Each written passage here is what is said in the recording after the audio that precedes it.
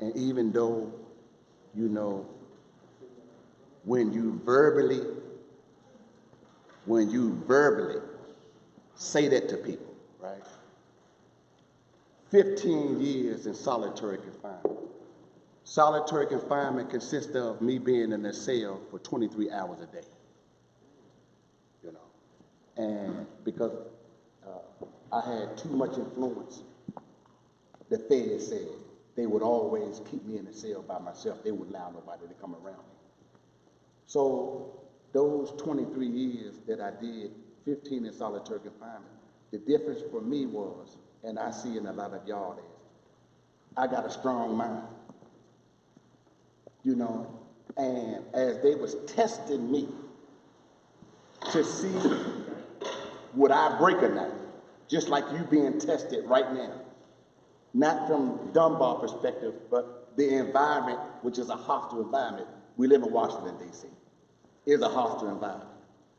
And this is why, for me, I wanted to come down and I wanted to start off with that because I don't glorify me giving nobody 23 years of my life and coming back out an elder because of a mistake that I made. And I want to say this before we go any further. There's a difference between a mistake and an error. I'm going to say that one again. There's a difference between a mistake and an error. A mistake is an unintentional departure from what is right. But an error is an intentional departure from what is right. When I lost the murder trial, there wasn't a mistake. There was an error. There was an error for me because I made a conscious decision. Not that I'm guilty. I made a conscious decision. And this is what I want to stay along the lines of making a conscious decision consist of. I always admired Dunbar.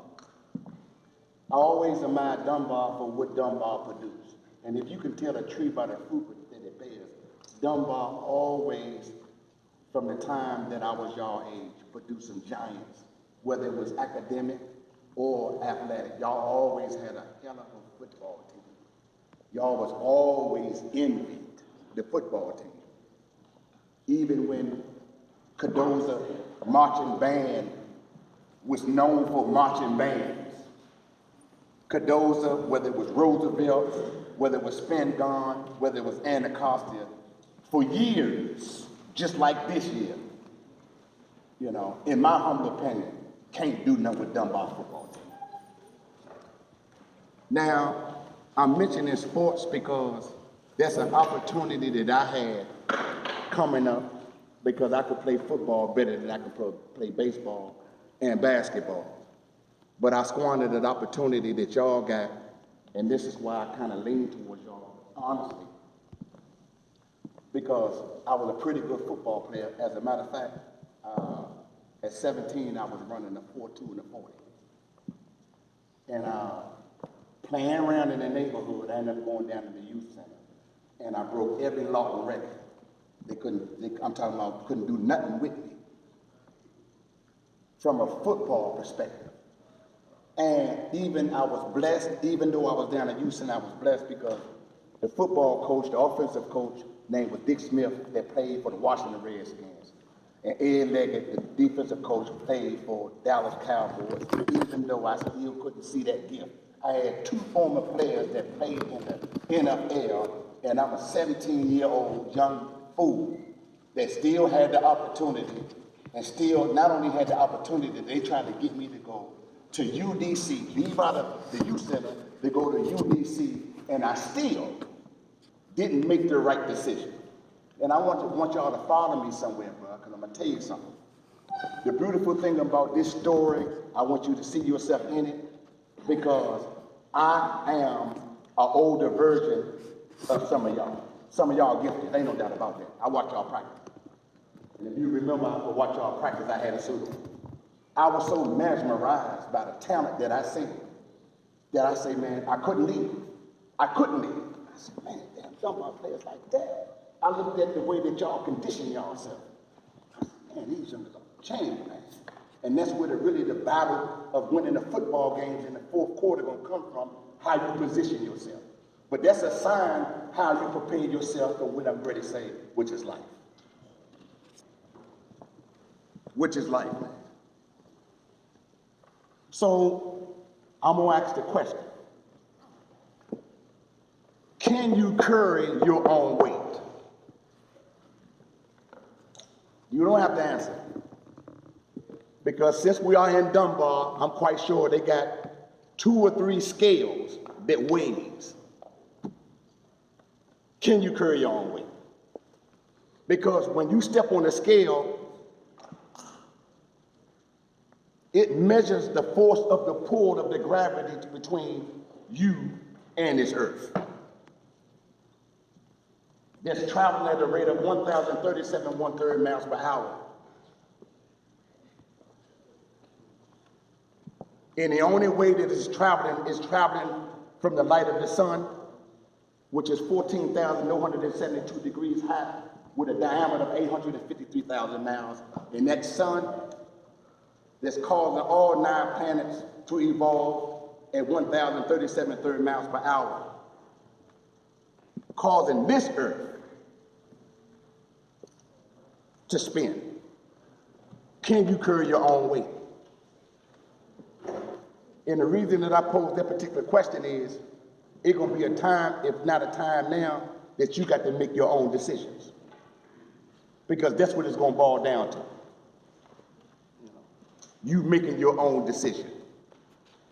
Because the reality in which we have to live in right now is so hostile that you're trying to play football, but you got to go in an environment where they're killing every day. And 2 weeks ago, I was called to go to the funeral of Andre Robinson Jr., the little 15-year-old that got killed in front of his grandmother.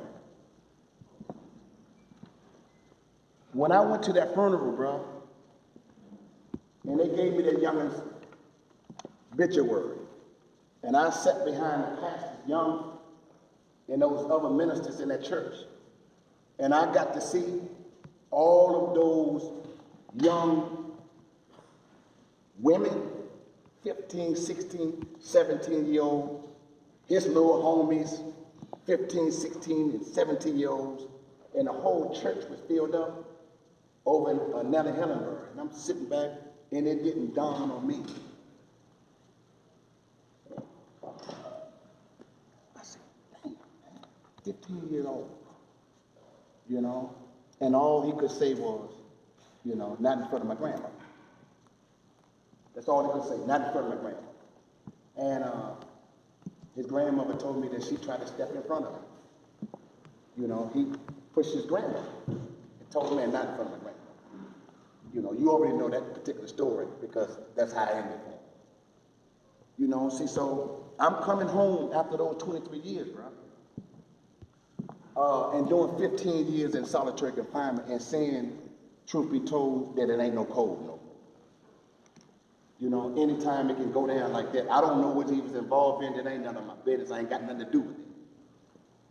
But this, the go down like that, damn. You know, and I'm hearing about the football backup quarterback of Roosevelt getting shot in the head. Because I'm in the community every day, 7 days a week. I'm in the community. Sometimes I'm out there at 1 o'clock in the morning. Sometimes I'm out there 11 o'clock at night. I was at y'all practice one time when they blew First and O Street up. I had some nephews that come from around First and O. Right now, on First and Base right now. You know, I was down the street, I think it was last month, when they hit North Carolina. I was getting a haircut at Vernon's barbershop. That's where I get my haircut from. You know, so I'm out there, and I'm saying what I'm saying to y'all is, it's different the way y'all have to live and the decisions that y'all have to make than what I had to make all of my life. It's different. And oftentimes, us as elders don't want to listen to y'all to see what the issue is. Ain't nothing wrong with y'all, ain't no doubt about it. The thing for me is to come here because in a few minutes we'll have a question and answer. But I just wanted to touch bases with y'all today because I will be coming through. Tomorrow I'm going to see all the Larry Hoover co-defendants. I got to go up to Chicago. This is what I do. Them some of my friends, you know. And we was in them penitentiaries together. They had life sentences like I had life sentences. All of us made it home based on some decisions that was made. And 80% of those decisions I had to make.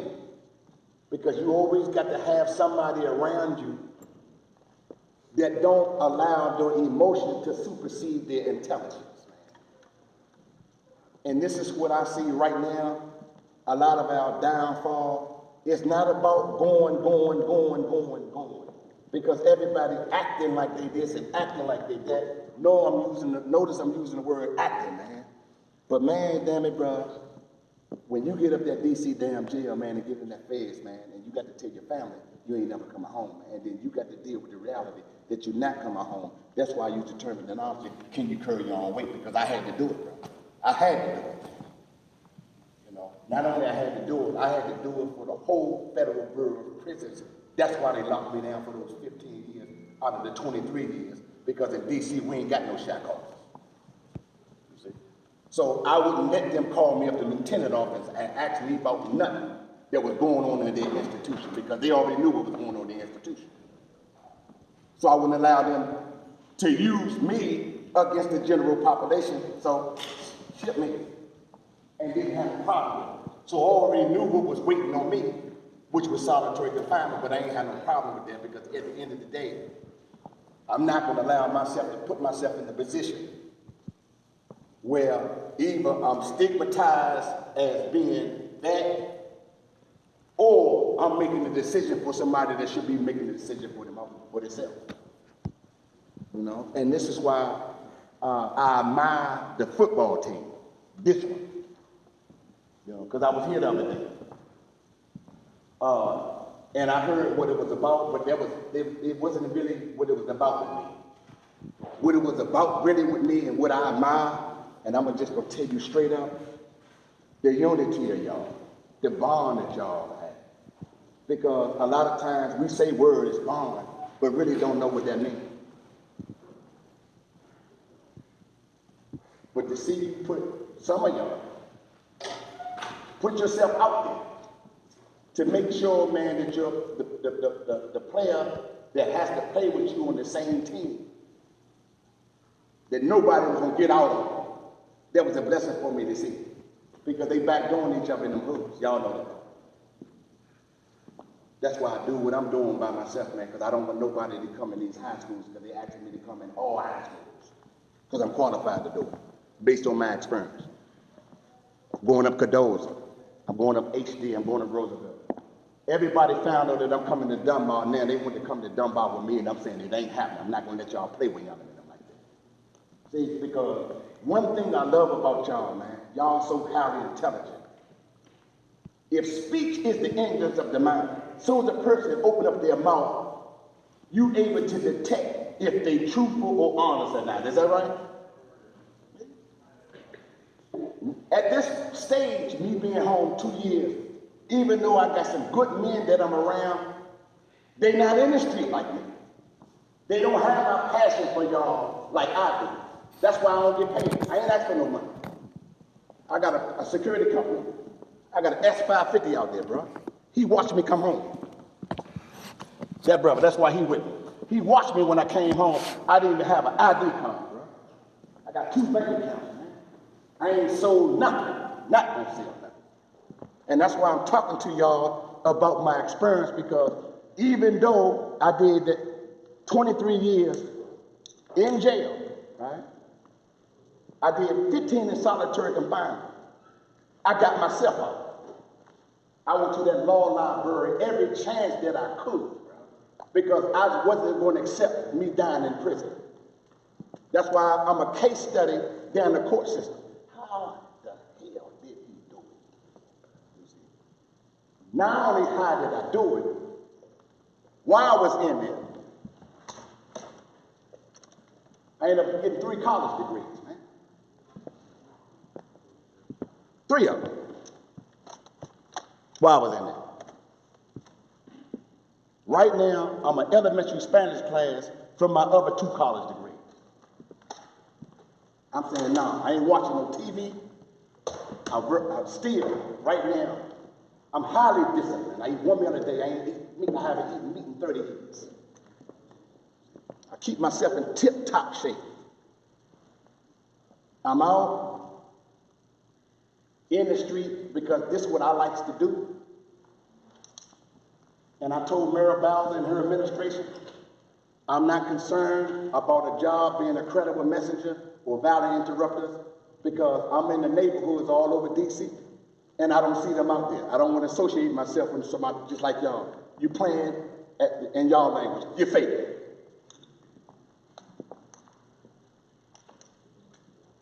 I ain't putting my name on it, man. If you ain't doing what you should be doing or doing what we should be doing, association brings assimilation. Always remember that, bro. 2 things can't occupy the same space at the same time. So still, even though I got them 3 college degrees, I paid my own way through college. Even though I was in the hole 15 years, I paid my own way, man. Because I knew and I made the decision, man, that when I get out, not if, when. See, that's how you got to think, man. Y'all, the Dunbar football team, when you win the championship. Because either you're an undisputed champ or you're an undisputed champ. One of the 2. That's why everybody banging at Dunbar football team. If y'all wasn't champions, they wouldn't be banging at y'all. And that's the attitude that we got to have collectively, even when we leave out of here, because at the end of the day, you know, when I get a chance to reflect on what y'all got to deal with, man, that's a hell of a situation that y'all got to deal with. Because I'm watching it every day to the point that some of y'all wasn't in here when I said this. The first law of nature is self-preservation. Don't let nobody do nothing to you regardless. That's what it is. So if the first law of nature is self,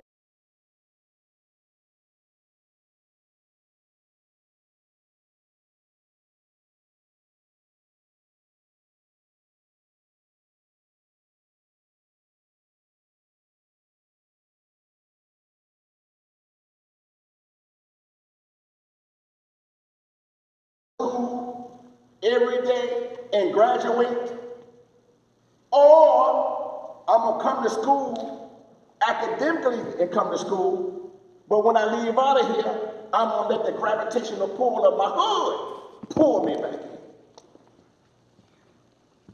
Because you got to deal with that every day. And everybody can't deal with that. That's just how it goes. Everybody not strong enough to deal with it. And this is why collectively as the football team, man, it's a beautiful thing for me to see, and I'm looking at y'all. That's a beautiful thing to see because everybody is not strong, bro. That don't mean you weak. Everybody's not strong. So, if everybody is not strong, the brothers that's strong got to go back and make the brothers around them stronger. Because everybody is looking for the weakest brother or the weakest link. Even we used to do that years ago when I used to play football. I used to watch the warm-ups. As a wide receiver, I looked at the cornerbacks and safeties. I already knew I was faster than them, but I already knew the playbook that we had, the right call, I'm going to get past it. Matter of fact, if y'all wasn't in here, I used to run a 4.2 in the 40. I used to catch that 7-yard slant and put my hand up.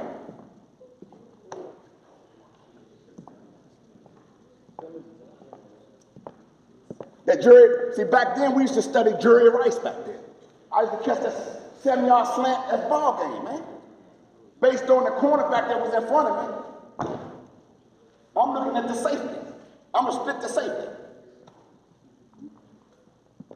Once I split the safety, that's ball game, man. Ain't that little lightweight cornerback linebacker ain't catching me, man. He behind. Once I shake him, that's it. Once I catch that, it's ball game. I'm coming off the line. I'm coming off the line. As I'm coming off the line, I'm running a slant. In order for me to run a slant, I have to have an inside release. Once I release inside, I give him this here. That's ball game. I'm looking at the safety.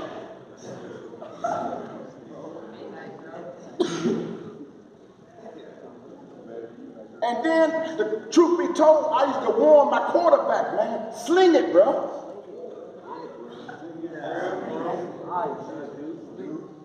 Don't get the plan. Sling it, bro, because if you don't sling it, the safety going to dog.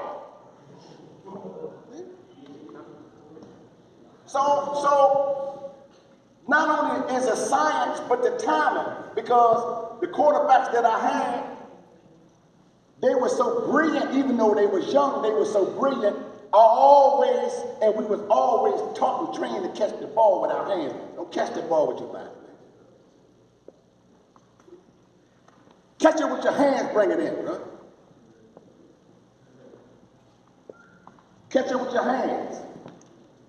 Bring it in. So I learned all of that. The football aspect of it, I used to give y'all Coach Bink. I used to give him hell, man. The 17 All-Stars used to come down Houston. They couldn't do nothing with me. I broke every Lawton record. Yeah, I was down Houston and won. Yeah, we had a boxing team. That's how I learned how to fight. Me, Toot, Mason from the quarters, all us are coming up in the neighborhood, y'all. So we had a boxing team, we had a basketball team, baseball team. You know, back then it was semi-pro back then. Because we grown men. So we was just the younger ones. I was 18. You know, you had guys that been down in Houston a long time. So I went down there and took me a spot. You know, so when I watch y'all practice, that's what I was looking for. When I came to y'all practice 3 times. I was looking at the talent. I was talking to Spivey and I was talking to Bink. But I was looking at the talent, and ain't no doubt about it, y'all got the talent. But see, this is the beautiful thing, brother. And let me get off the football aspect, but more so the student aspect. Because everybody's not going to college, brother. It's just not happening. And every college player is not going to the NFL, and it's not going to happen. So now, what do you have to fall back on? That's why I showed you them college degrees, man. I knew when I came home, bro, I ain't going for nothing, bro. And that's why, man, I can go in the hoods because I got a name, man. And that's what everybody tripping off the name, man. I got a name. Brother D, I ain't have it, bro. But that ain't my life, man. I just am 23, man. I ain't you tricking me back in there like that. Because you tripping, man. It ain't nothing out here for me, worth me even attempt to take nobody's life. I ain't even putting myself in a situation like that. So remember what I said 20 minutes ago. For me, it was when I go home, not if, when I go home. That's why I invested in myself, got my degrees, got my own business. You know, I'm up. I ain't got no government contracts. I ain't relying on none of that. You see? Me coming out the street, I learned how to grind. I educated myself, and that's the part that I'm going to speak on right now. The education aspect of it. You know, I noticed, and this was my issue years ago, it wasn't that, brother, that I couldn't read and I couldn't write. I didn't have what y'all have, which is y'all self-assured. I see. You know, and when the teacher asked me, or asked the class, did I understand what was being said or taught, I wouldn't raise my hand. And I had to deal with that as a grown man. And I didn't have the self-assurance that y'all got. That's why they can't handle y'all, man. Y'all self-assured, man.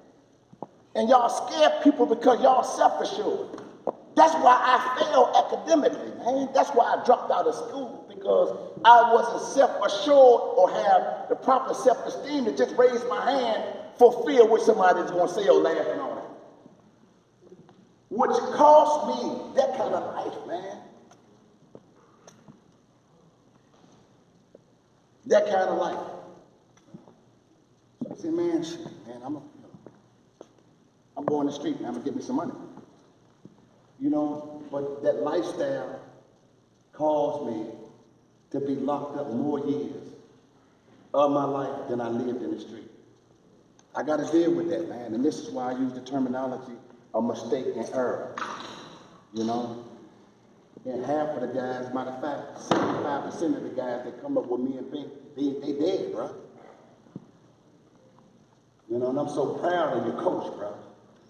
I'm so proud of bro, man.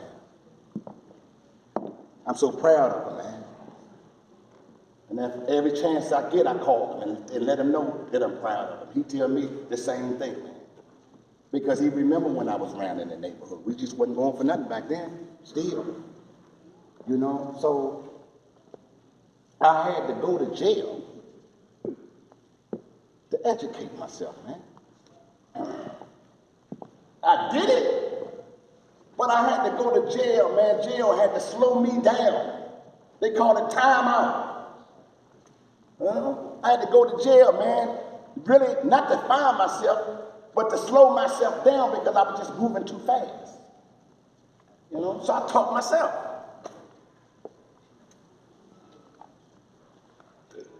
And this is why I'm going to stick with this education, and being a student is so important. Always, bruh,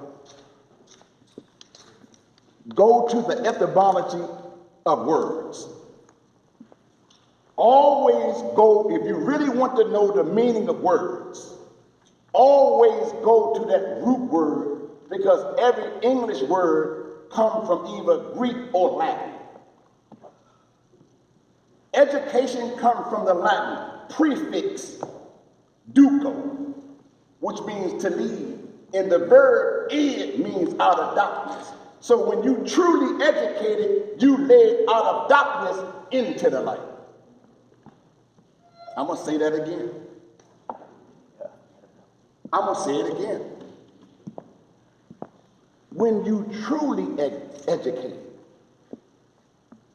you led out of darkness, which represents ignorance, into the light of understanding. You know? And I'm going to tell you something as students first. The hardest person to teach is the person that think that they already know. Let me stop right there. Have you ever heard a person say, man, you can't tell me nothing? That person's dangerous, even if you was the one that said it. Because a half-learned man is dangerous. Let me say that. See, when you say, can't nobody tell you nothing, what you actually, or what we actually saying is, I have the absolute knowledge of whatever we're talking about. And none of us have the absolute knowledge of whatever we're discussing. And this is why the hardest person to teach is the person that think that they already know, because that person is going to argue with you with what they think they already know. Therefore, they're not going to accept whatever you're saying. So you got to understand at a certain time when you're talking to a person that already got in their mind that they already know, you got to cut off the conversation. That's the beauty of it. Being a student. Because one size don't fit all. You know, and I was taught, bro, that as a teacher, if one of the students fail, then that teacher do not know how to teach. Because one size don't fit all. And this is another reason that I like this football team. Not based on what I seen, but y'all got a lot of respect. Y'all got a bond with one another. I don't know if that translates outside of this building, but it's a beautiful thing for me to see it because I just don't see it in these buildings and outside. It's like every man for himself until it get hot. When it get hot, that's when we should be cool. This is why we homies, and this is why we so.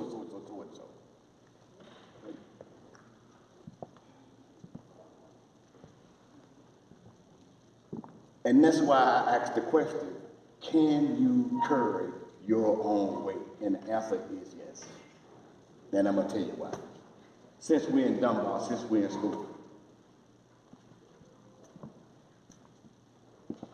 there's 14.7 pounds of atmospheric pressure on each square of your body right now, but you don't feel it. Let me slow that down. I'm going to tell you how bad you is, man. Let me tell you how bad you are, bruh. There are 14.7 pounds of atmospheric pressure on each square inch of your body, but you don't feel it because there's a pressure on the inside of you pushing out to equalize that pressure. Yeah, how hard it gets, you can handle it. I'm going to say it again, brother. Regardless of how hard it gets, physically out there as you practicing, but more so mentally. Struggles ordained. Everything in God's creation comes in, it has to struggle. And then when you see coming to school or leaving school, some of the older people like myself, or First and O right there, or First in North Capitol, see them hanging on the corners like that? That only means that they lost the struggle. That don't mean that they're weak. It only means that they lost the struggle.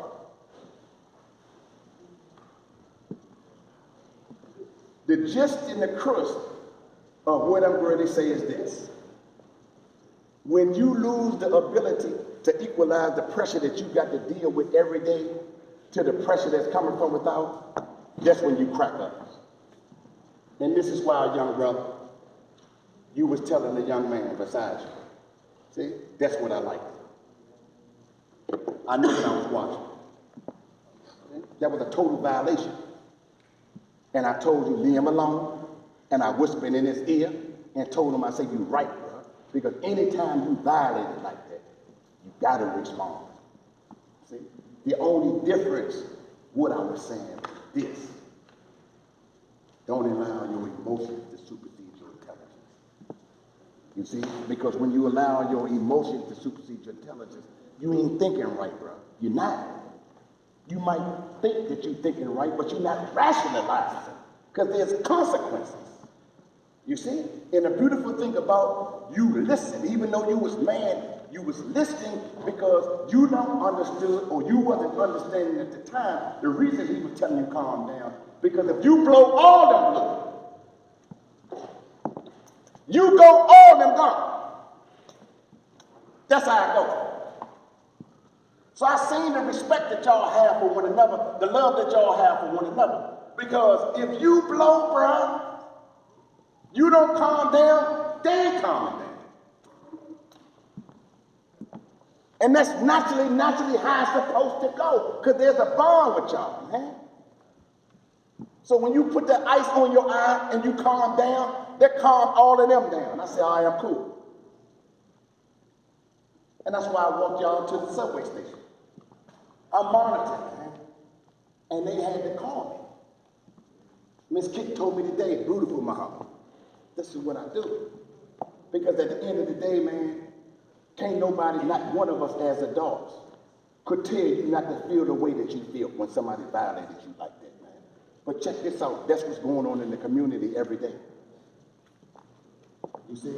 See, so now, there's so much doubt and suspicion, even in here. As soon as I came in, she seen me. I asked the question, where's the football team? I asked her, is the football team back in school? She said, yeah, I was cool out there. Because that's the last conversation that I had with her and AP Lawrence. They got to come back to school. They ain't gonna figure out all the shenanigans and all that other stuff, man. But the football team, y'all, I'm listening to you, y'all know that they right. Are they back in the school? Because you can't penalize somebody for being what? For right. And that's the beautiful thing about a football team, because now when one of y'all are wrong, are y'all gonna be strong enough to say, bruh, you wrong? It has to happen like that. It has to happen like that. Even when during the game, you don't perform your assignment. What normally happens? Ain't no doubt the opponent get out of it.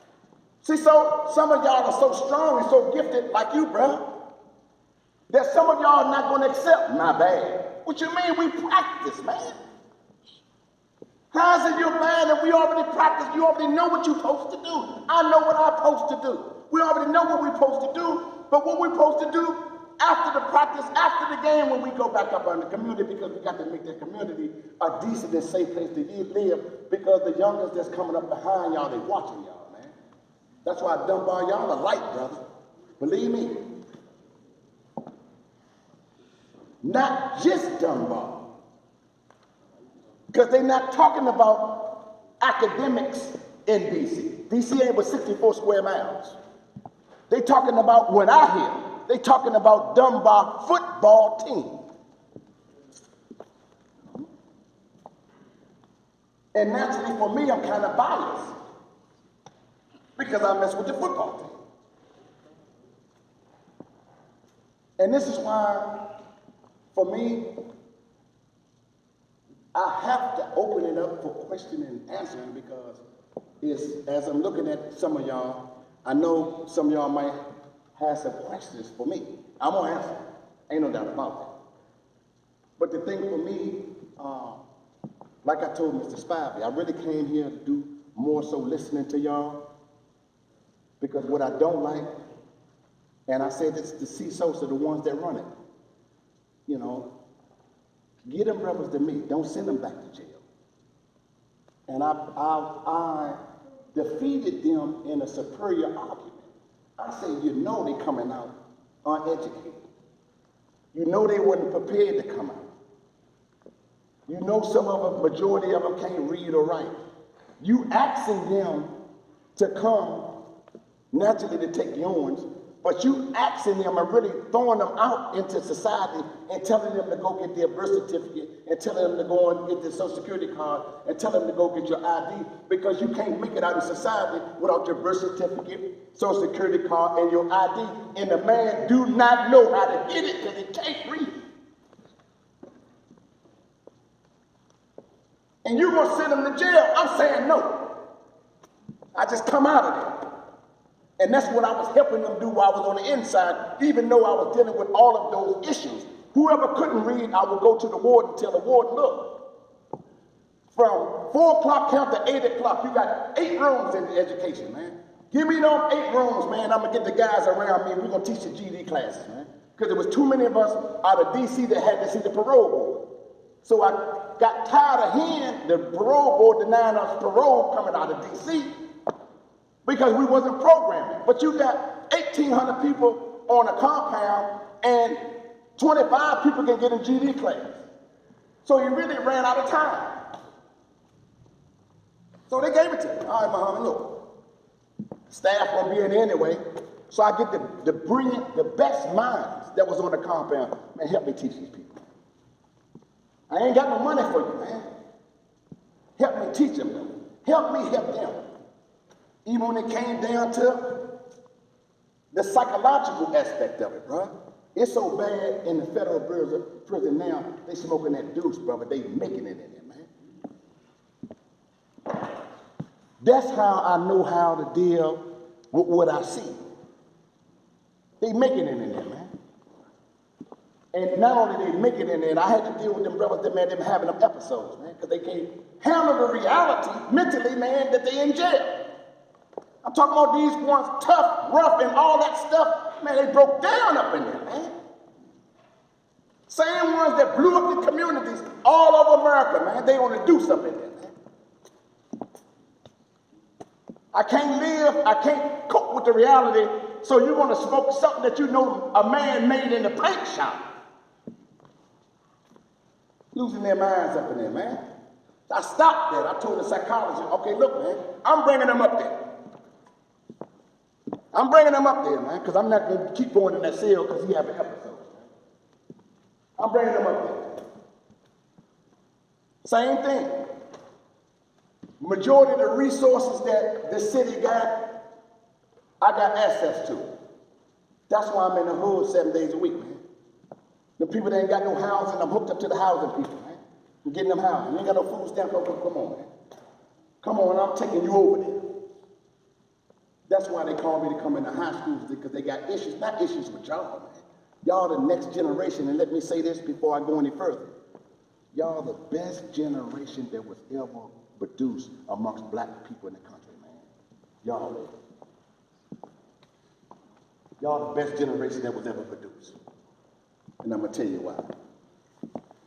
Y'all the best generation that was ever produced because y'all fearless, man. Y'all don't care nothing about nothing. Can't nobody just threaten y'all in y'all yet. That ain't happening. That's why Kanye doing what he do, man. That's why Kyrie doing what he do, man. You know, some of them do it, then bow. But y'all generation ain't going for nothing. When y'all know that y'all right, y'all standing on it. Y'all gonna die on that when you know you're right. Y'all the best generation that was ever produced. The only thing missing right now is you don't need no guidance. It's the right guidance, because the object is to live, grow old, man. Have you a family, get you a wife, raise your children, man. That's the ultimate goal of being successful. Anything other than that, man, it don't even count. You know? And that's why I gave y'all the story of me coming out of prison, man. I don't glorify that, bro. I wear a suit every day. Majority of the people that's around me never knew that I was incarcerated. They just can't see it in me. Never knew that I was incarcerated. When we got the contract with C. Sosa, they never knew I was already on parole 11 months. They didn't even know I was on parole. I'm saying, no, man. I got to have me something. I like nice things, bro. Well, I went and got the S550. Went and got it. Man, where you get that from? I worked hard. And truth be told, I ain't even started.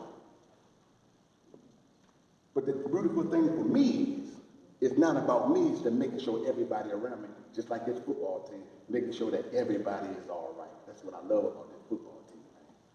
To make sure that all of y'all is all right, man. If y'all can keep the brotherhood together like that, this football team, that mentality, because y'all got to be the example for them little brothers that did what they did.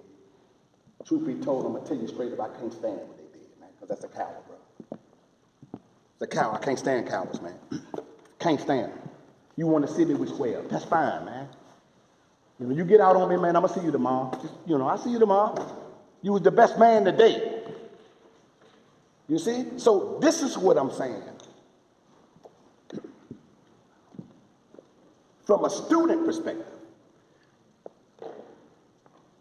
everybody not going to college. All those in college now is not going to the NBA or NFL. How you want to live?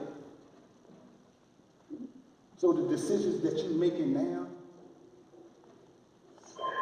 is life-altering decisions right now. I failed. I had to go to the bureau to get these 3 college degrees. 23 years of my life. I had to go to jail, man. I always wanted to come to Dunbar, bro. I'm trying to tell you something, man. Just to stand there. You know? Didn't have enough damn sense, man.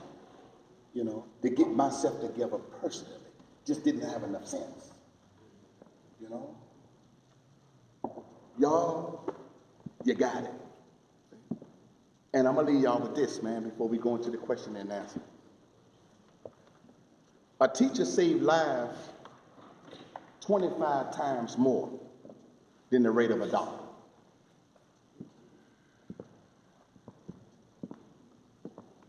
That's why I wanted to talk to AP, Mr. Lawrence. Because teaching is a skill. Teaching is just not coming in, giving out assignments, getting your paycheck every 2 weeks, not really caring too much about, am I progressing? Am I attending the class? Because teachers got to deal with a hell of a thing now in the day.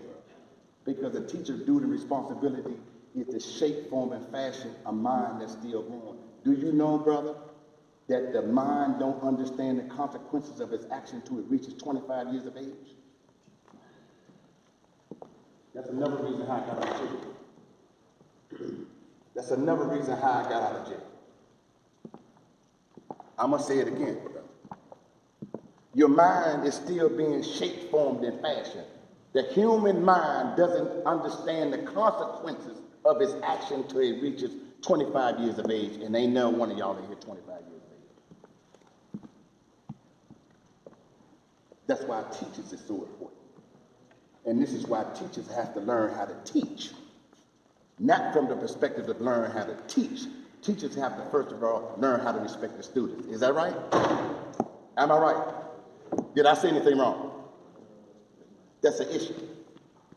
That's an issue that I see. First and foremost, if a person don't respect you, you're going to turn off immediately. And naturally, you're supposed to. That's not abnormal. That's natural for you to turn it off. Matter of fact, the word respect comes from the Latin prefix re, which means again, and spento, mean again. So respect means to look again. So when you say, man, look, man, you're gonna respect me. Would you telling that person, look again? Because it's either something that you're doing or something that you're saying that's disrespecting. And that's why it starts first with all of us. On the flip side, what am I doing or what am I saying that has the potential of disrespecting somebody? Because once we can recognize that aspect of it, then we really shouldn't have no issues after that. It shouldn't really be no understanding after that.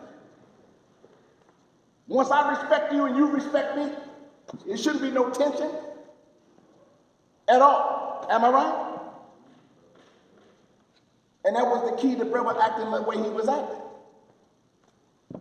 See, when you cross that line in disrespect, that's ball game. So, of course, naturally, it has to be addressed. And it was addressed. And as I heard one of the young brothers say, yeah, there ain't want no smoke.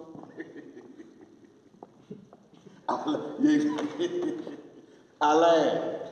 Because truth be told, you ain't want no smoke, man. You playing. You know, you playing. Unfortunately, several ones of y'all football team that was present wasn't playing because it's not a game. You know?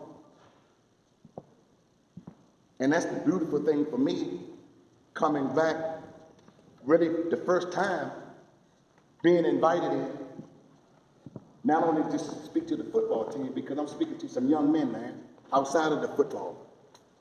You know, I got to go on 19th Street tonight, 9 to 3 in the morning. Ain't no lights over there. And they got it.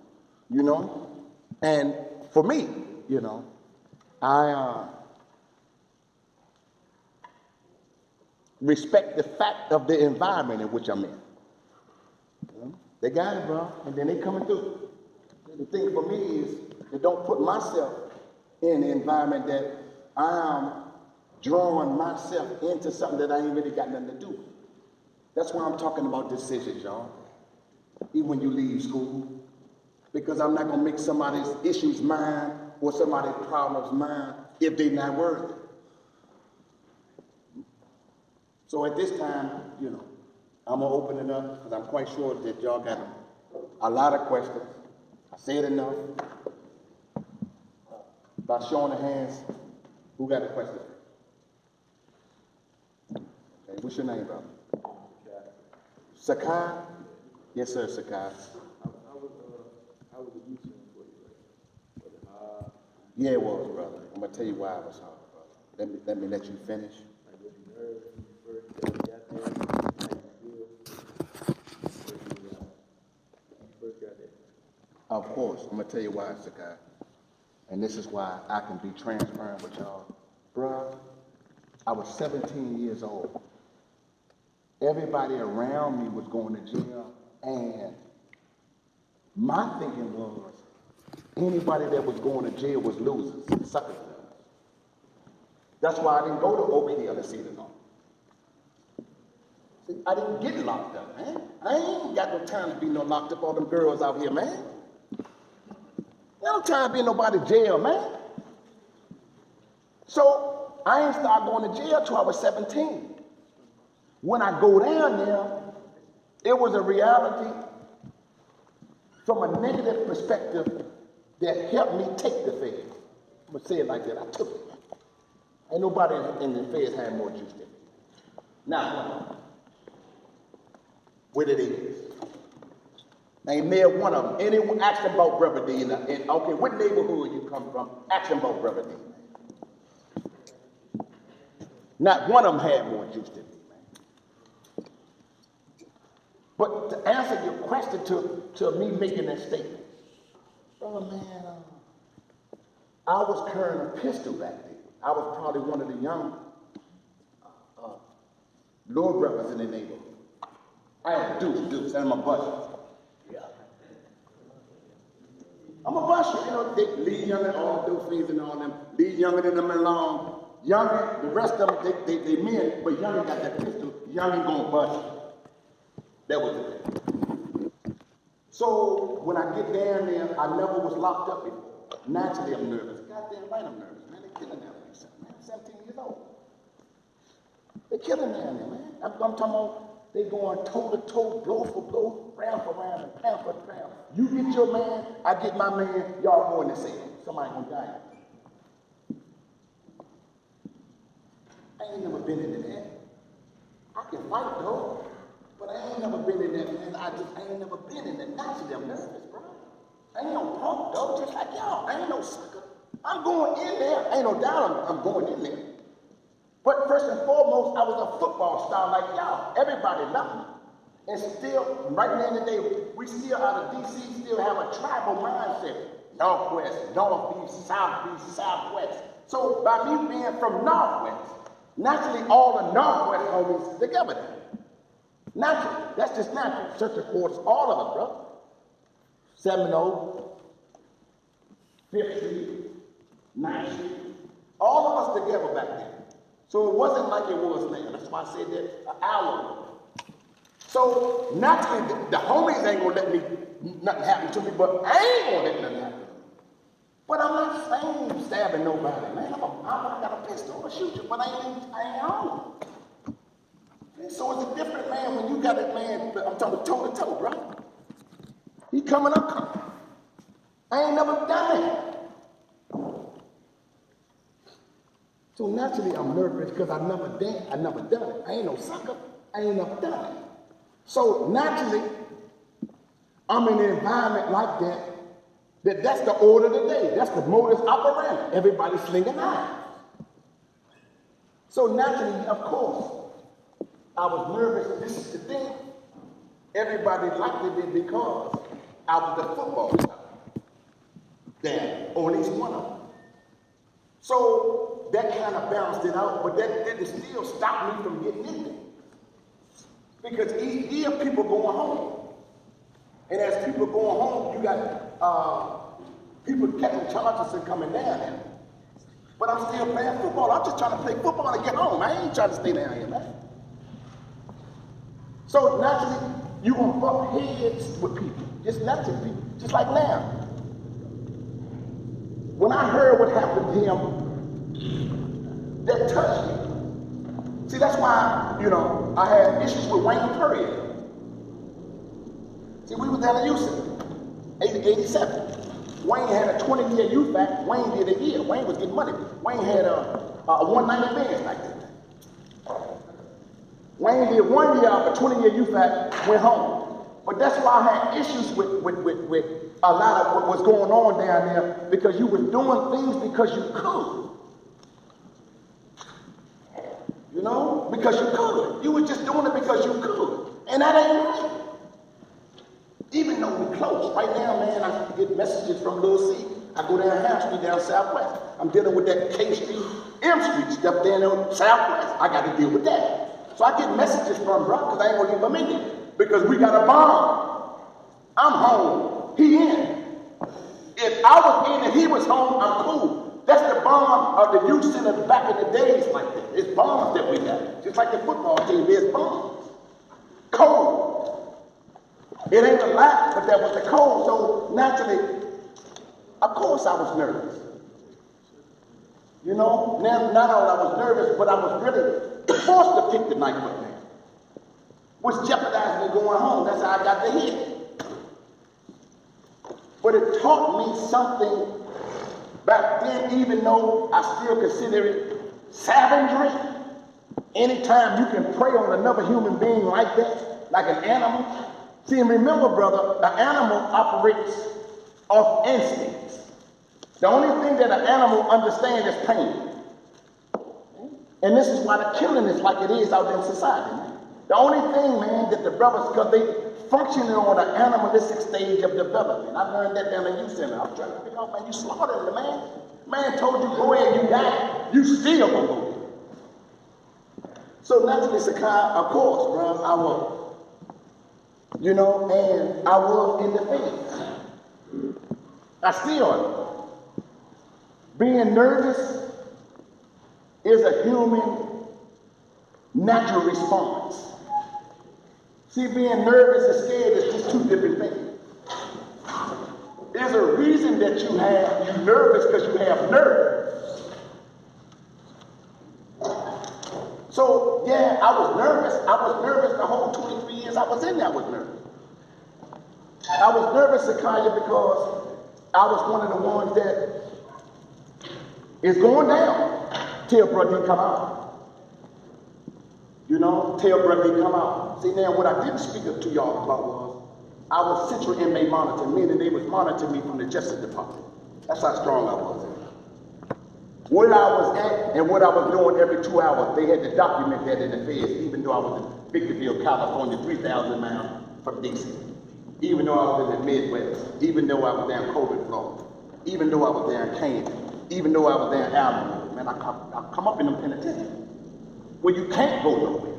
You just got to deal with it. So naturally, I'm dealing with situations, Sakai, excuse me, family. Yeah, I knew y'all would do that, man. Yeah, I haven't heard him correctly because I knew y'all. But naturally, I was nervous, and I'm nervous in the hoods. Every night I got to go in.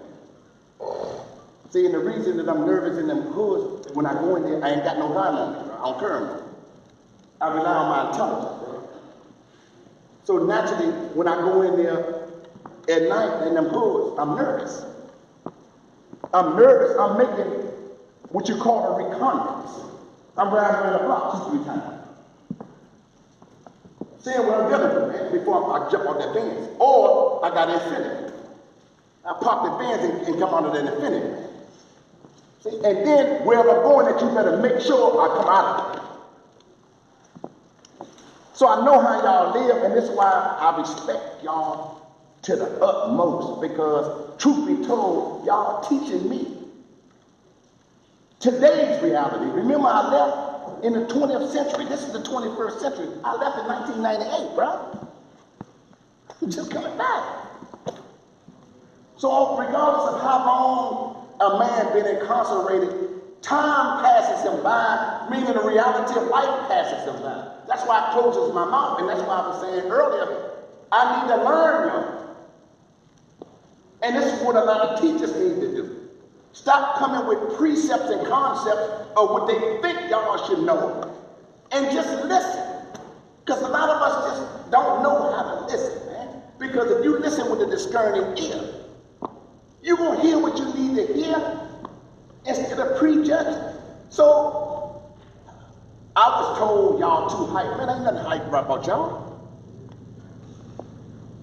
As a matter of fact, they tag me with that sometimes. They miscategorize my passion because I don't like fake people around me.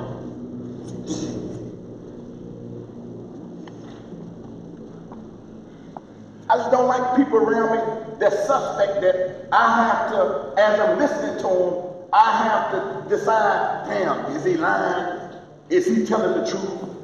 Is they plotting? I don't like people around me. Why? Because I operate at best when I'm peaceful. I learned how, the Bureau taught me to operate and learn how to operate under duress.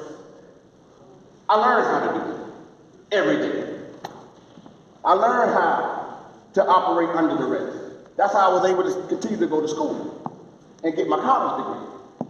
That's how I was able to think like that under duress. Just like y'all train, just like you prepare, you got to prepare your mind to deal with the reality when you leave out of here, to deal with that hood like that, because ultimately the aim is to win and not to lose. And this is why I'm going to say this as a football team. See, excuses is for losers. I'm going to tell you that before your next game. Win the next one. Win the championship. Because do you notice that everybody that lose, they always make an excuse?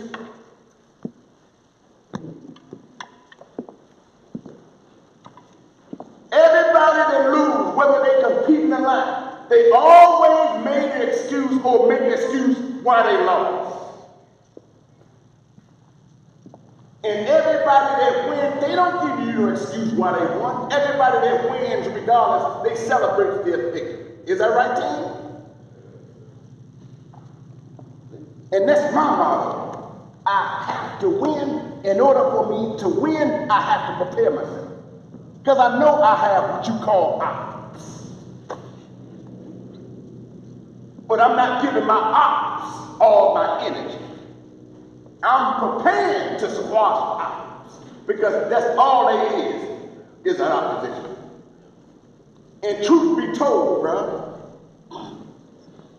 if you're dealing with a negative attitude, if you're dealing with a negative situation with a positive attitude, then you can make that negative situation work in your favor. Let me slow that down a little bit.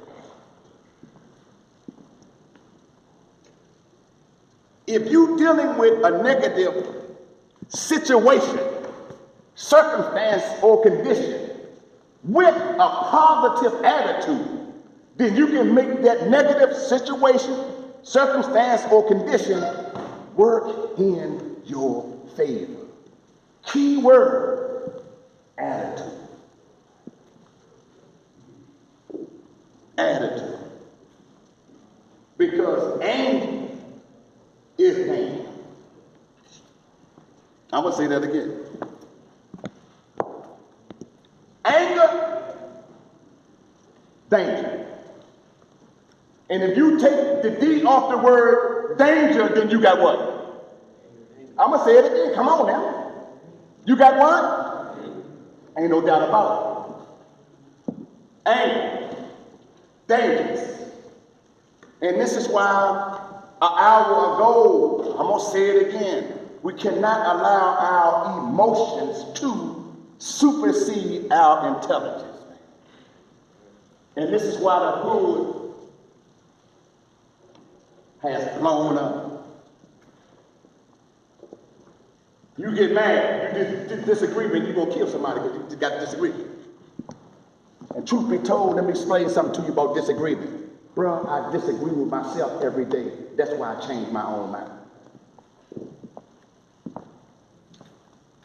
I disagree with myself every day. That's why I change my own mind. When I get a greater knowledge or a greater information or a decision that I just made or want to make, because I got to make decisions every day. When I leave out of here, I got to go to 19th Street, Minnesota Avenue, kind of a jump.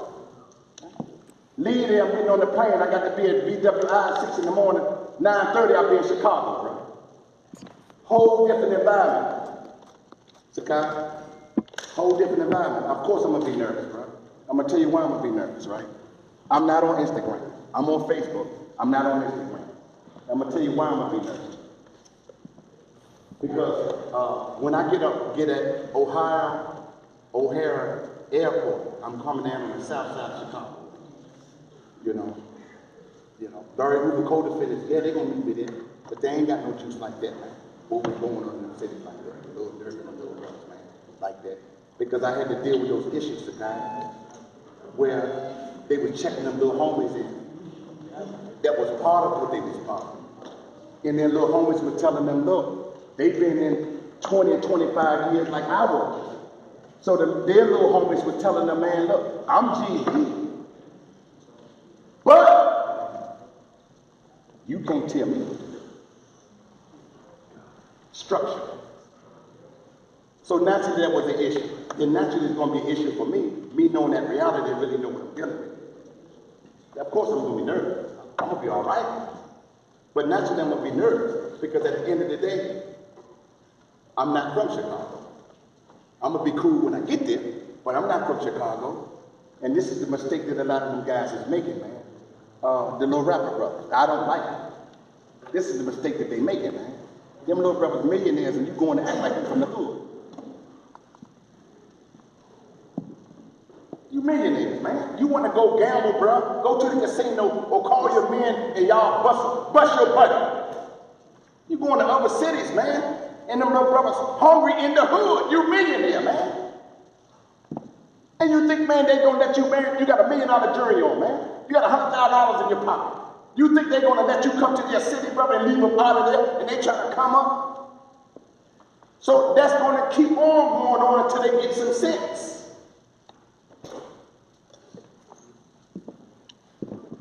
That's gonna keep on going on. That happened in our city, I was told. Some of them little brothers from down Florida. I with some of the homies and some of the hoods. You coming from Florida caked up, you rising in the rap game. But you ain't gambling on the block. And leaving you on the block. So naturally, of course, I'm gonna be nervous. I ain't scared, but I'm gonna be nervous.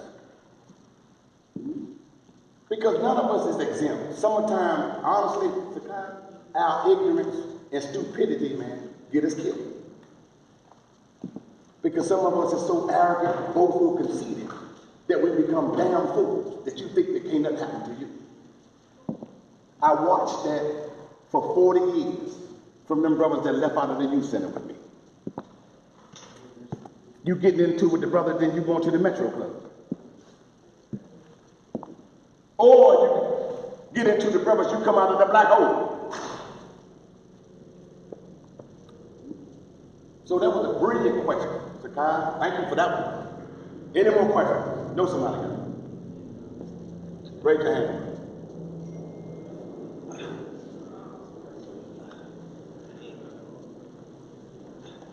You got a question, brother?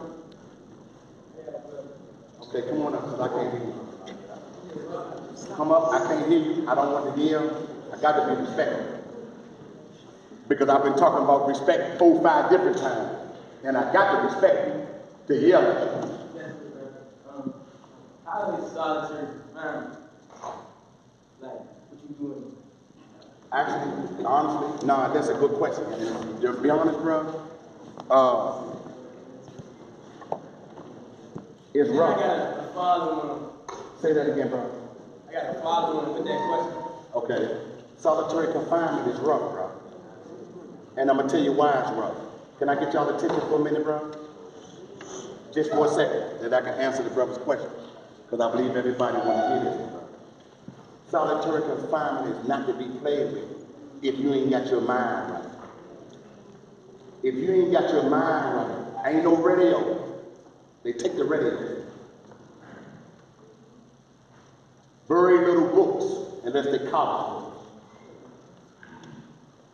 No radio, very little books. And more so, they cover the windows where you can't see no light on the outside. So you in a cell with nothing but walls, they cut a light on you all day. They cut the light on you at 7 o'clock in the morning. You can't cut it off because it's cut off from the outside of the ceiling. They cut it off at 9 o'clock at night. So you got the light on you probably 12 hours, shining on you all day. They give you one sheet, one blanket. It is the design for it to break you mentally. It's designed for it. You're in there 23 hours a day, they give you 1 hour of rest. I would never go out because my motto was back the bus up. See, that was my motto. Well, a door shut. When you decide to ship it, open the door and I'm gone. The only way that I was able to live like that, the only way that I was able to condition my mind like that was, I want y'all to listen to me, bro, because it's very important. Please, bro. It's probably the most important thing that I'm going to say out of everything that I say. Please, bro, I want you to listen to me, bro. Attachment is death. Let me say that again. Attachment is death. And that's how I was able to survive in solitary confinement. I wasn't attached to nothing. While I was on the general population, I watched even still, how they do. I watched very little television. Very little. I don't play checkers. I don't play chess. I read still 8, 9, 10 hours a day. Still right now. You ain't got but 23 hours, 56 minutes, and 46 seconds in a day. I read every day 8 or 9 hours every day. Ain't time. Ain't got no time to be playing. I don't go to clubs. I don't drink. I don't smoke. I came out, mind already made up, man. I'm a winner. You see? So just like you prepare on a football field and you condition yourself and you learn that playbook, because if you don't learn that playbook and you don't condition yourself, Bink ain't putting you in the game. Care how talented you is. You ain't going in the game, man. So, last follow-up question and we out of here. When did you get out? I got out 2 years ago, October the 3rd. I got out during COVID. And the blessing for me was some of my brothers came down to South Carolina. Edgefield, FCI came and got me. I wouldn't get on the plane. I wouldn't get on the bus. Because I'm looking at the CNN and I'm watching, I say, what the hell going on in the world, man? All these people dying. And I'm watching the college students in Florida partying, then coming back, giving their mothers and fathers COVID, and they die. I'm even watching some of the preachers still going to church on Sundays, and the preachers dying. I'm saying, what's going on in the world? I'm watching the count going up every day. I say, man, what the hell? Man, what the hell is? And then, for me, what makes it so dangerous for me, man, the feds was still shipping people on the compound. That's why right now they still got a COVID issue in the feds. I told the captain, ain't nobody coming in my city, man. Unless you do that to me, man. So I got to make a decision, life and death, man. You can send me to the hole or whatever you want to send me. Ain't nobody coming in this city. You shipping people from Atlanta, there's only 2 transits, Oklahoma and Atlanta. I'm down south. So you got to come from Atlanta. We already heard Atlanta blew up with COVID. And you still shipping people on the compound, bringing the COVID to the institution, and you think you're going to put somebody in the cell? I said, no. I said, man, what are y'all going to do? Then I called my lawyer and told him, look here, man. They shipping people, man, from Atlanta to the compound, and the COVID blew up the compound. The police bringing the COVID in, so they locked the whole institution down. Ain't nobody coming out but the kitchen and the people that's doing the trash. So I left Edgefield 2 years ago. The whole compound blew up with COVID. I walked up the compound. See, so what I'm saying is, and I thank y'all for giving me the opportunity, man, to come and speak. And I wanted to give y'all that particular kind of story, because at the end of the day, you might not understood all of it in its totality, but at the end of the day, man, you got to make the decision that you're going to win. It's just simple as that. Even when school goes and you go back in the neighborhood, you got to make the decision, man, are you going to win? because it's easy to make the wrong decision. And if you're emotionally sensitive, then goddamn, I'll tell you where you're going to end up at. You're going to end up where I was just came from. I'll tell you where you're going to end up at. That's why I kept stressing that. And they waiting on you in the thing. They waiting on you, man. See, and there's no way that you in school. There's no way that you highly intelligent. Not only highly intelligent, but you're brilliant. And y'all football players. Y'all got the opportunity, man, to win. Don't squander that for nobody. So with that being said, thank you, Dunbar. See y'all soon.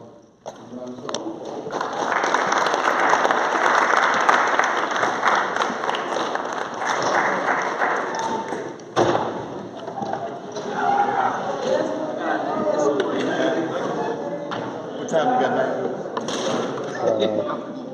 You rock it. 2:30. How long did I go, man? You hour 15. Did you tape it on there? Yeah, I got everything on here. I got some other shots from my camera You too. bad motherfucker. We're gonna put it together, man. Huh? I'm gonna have to chop it up. We're gonna put it together. Okay, what it look like, man? Okay. Huh?